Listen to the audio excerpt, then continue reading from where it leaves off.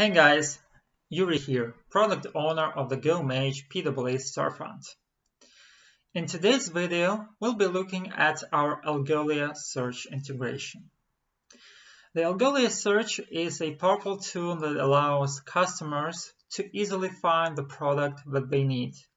The integration comes out of the box in our PWA solution, which means that you don't have to spend time and money to purchase an extension and integrate it into a PWA Storefront. Now let's see how this can be configured on the backend. I'm currently in my PWA development environment. I have opened the Stores PWA Storefront Configuration PWA Algolia search menu. And as you can see, the configuration is already applied. But if you're a new store owner, the configuration can be done in just a couple of steps. The first step is to register a new account at Algolia. And the second step is to enter your credentials after the registration.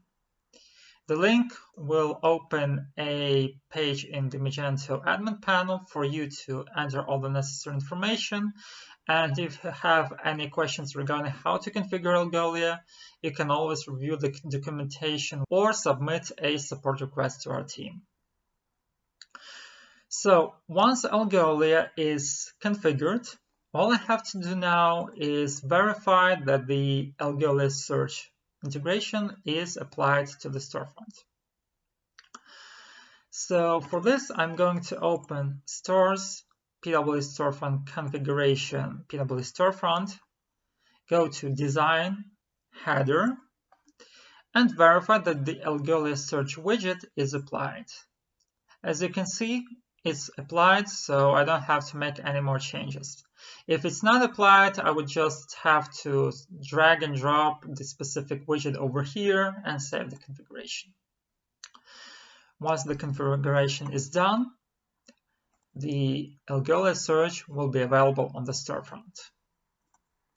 So for example, if I want to search for a tank, it's quite easy. I can search the tank by a specific color.